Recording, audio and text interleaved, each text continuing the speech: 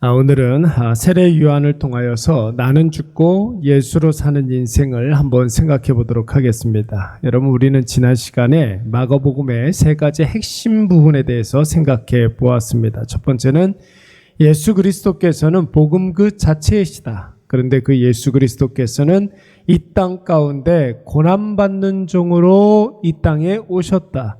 그러므로 참 제자는 바로 섬기는 자이다. 예수 그리스도를 위하여서 날마다 죽고 예수 그리스도를 날마다 예수 그리스도로 살아가는 인생이 바로 참 제자다. 그런 이야기를 했습니다. 여러분, 이 세 가지 핵심 사항을 가장 먼저 여러분 실질적으로 보여주는 인물이 바로 세례 요한이었습니다. 여러분, 세례 요한은 어떤 인물이었습니까? 예수님의 어머니 마리아의 친족 중에 엘리세밧이라는 그 할머니가 계셨는데 무자했던 여인이었죠. 그런데 성령의 역사하심으로 말미암아 임신을 하여서 예수님보다 6개월 먼저 세례 요한을 낳았습니다. 여러분, 세례 요한은 그의 아버지 사가랴가 나기 전부터 나시린으로 서원을 했었던 사람이었고 선지자로 예언된 사람이었습니다. 그래서 우리는 신약과 구약을 나눌 때에 세례 요한을 구약의 마지막 선지자로 이렇게 분류를 해놓습니다. 그리고 예수님을 신약의 첫 번째 인물로 나누기도 하죠.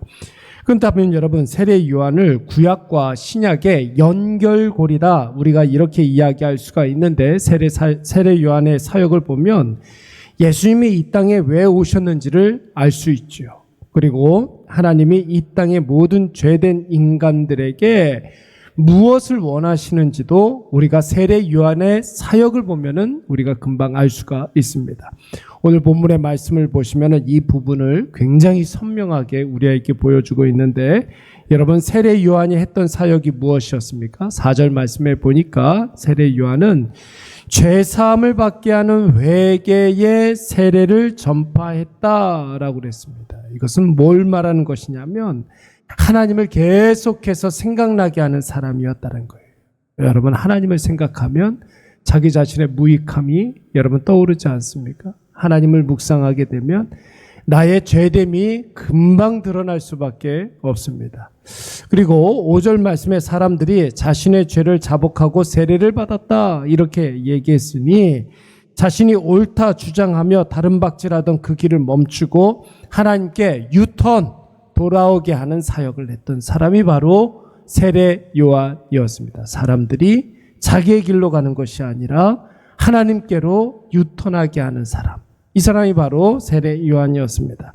그리고 하나님을 생각나게 하고 하나님께로 돌아오게 했던 세례 요한, 여러분, 그 사람은 정작 어떤 삶을 살았습니까? 6절 말씀을 보시면 낙타털 옷을 입고 허리에 가죽띠를 띠고 메뚜기 석청을 먹었다 그랬습니다. 명품 옷을 입었다는 말이 아닙니다. 건강식을 먹었다는 것이 아니라 요한은 자신의 영광을 구하지 아니하고 오히려 낮아져서 7절 말씀에 보면 뭐라고 그랬습니까? 이제 곧 오실 구원자 예수 그리스도만 드러내는 삶을 살았다.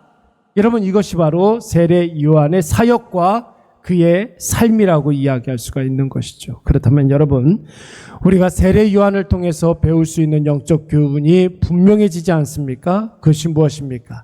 나는 죽고 예수로만 사는 인생입니다. 나는 죽고 예수로만 사는 인생. 이것이 바로 예수 그리스도께서 이 땅 가운데 우리에게 오신 이유가 되는 것이고, 뿐만 아니라 하나님께서 모든 인간에게 원하시는 삶이라고 할 수가 있는 것이죠. 그러나 여러분, 한번 생각을 해보십시오. 우리가 신앙생활 수십 년을 해와도 가장 힘든 일이 무엇입니까? 바로 이거 아닙니까? 나는 날마다 죽고 내가 죽은 그 자리에서 예수의 부활을 경험하는 일.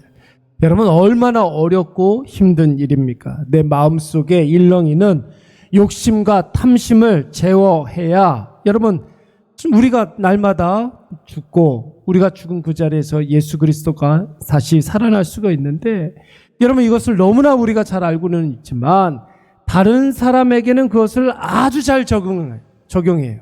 그런데 막상 내 문제가 되면 쉬운 일이 아니죠. 다 이유가 있고 내가 죽지 못하는 다 핑계가 있고 변명거리가 다 있을 뿐입니다.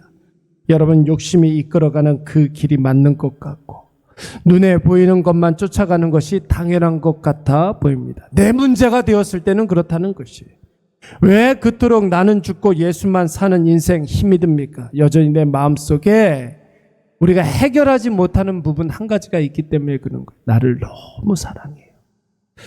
자기 자신에 대한 애착이 너무 강하죠. 자기 연민, 늘 내가 불쌍하게 보이고 그러면서 내 안에 있는 나 자신을 숭배하려고 하는 그런 자기 숭배가 너무 강하기 때문에 그런 것입니다. 사랑하는 여러분, 한번 생각을 해보십시오. 말씀을 들을 때는 지금 내가 내려놔야 하는 것이 무엇인지 명확하지 않습니까? 지금 내가 고민하고 번민하는 것의 이유가 여전히 나 자신을 내려놓지 못하기 때문이라는 것을 우리는 너무나 잘 알고 있습니다. 그런데 예배당을 나서서 가정으로 돌아가면 왠지 내가 왕이 되어야 할 것 같고, 직장으로 돌아가면 무조건 내 위주로 돌아가야 할 것 같고, 인간관계에서는 절대로 손해보지 않으려는 자기 숭배가 모든 말씀을 압도해버립니다. 여러분, 세례 요한이라고 해서 그러지 않았겠습니까? 세례 요한도 우리와 똑같은 인간이에요. 우리와 똑같은 성정을 가지고 있는 사람이라 자신의 설교에 열광하는 무리들을 보면 마음이 금방 우쭐해지고 군림하고 싶은 그런 마음들이 들었을 거예요. 자기에게 조금이라도 배우기 위해서 제자들이 모여들면 편하고 쉽고 빠르고 많은 것을 누리는 삶, 이런 삶을 살고 싶었을 것입니다. 그러나 세례 요한은 자신이 하나님의 구원의 역사에 조금이라도 쓰임받기 위해서라면 끊임없이 자기 자신을 죽여야 함을 잘 알았던 사람이 바로 세례 요한이었습니다. 이것은 사도 바울도 마찬가지죠. 자기의 연약함을 자랑한다고 그랬어요. 자기는 날마다 예수 그리스도를 위하여 죽노라 그렇게 이야기했고, 날마다 자기 자신에게 예수의 죽음을 나타나게 하는 것은 예수의 생명 또한 나타나게 하려 하십니다. 여러분, 이것이 바로 세례 요한과 사도 바울의 삶이었습니다. 그들이 선포하는 것이 회개이고 자복하는 것이고 하나님께 돌아와야 하는 것인데, 정작 자신이 선포하는 메시지와 이율배반이 된다면, 그렇게 된다면 안 된다는 것을 너무나 잘 알았기 때문에 여러분, 세례 요한은 사시사철 1년 12달 동안 낙타 털옷을 입고 다녔고 메뚜기와 석청을 먹으면서, 다시 말해서 하나님이 주시면 먹고 하나님이 안 주시면 안 먹으면서 날마다 자기 자신을 죽이고 자기 자신을 부인하는 삶을 살았던 것입니다. 여러분, 중요한 것은 무엇입니까? 하나님 앞에 나 자신을 죽이고 부인하는 것입니다. 예수 그리스도 안에 살면서 오직 예수 그리스도만 드러내는 삶, 이것이 바로 오늘 하나님께서 우리에게 원하시는 삶인 줄로 믿습니다. 여러분, 이것이 안 되니까 목회를 할 때에도 고민이 많고 범례가 많은 거예요. 이게 안 되니까 사업을 해도 끊임없이 위기를 맞는 것이고, 회사를 다녀도 계속된 갈등으로 뼈가 마르는 것입니다. 우리가 흔드는 것은 다른 것이 아니에요. 철저히 회개하지 않는 나 때문에 우리가 계속해서 우리의 믿음이 흔들리게 되는 것이죠.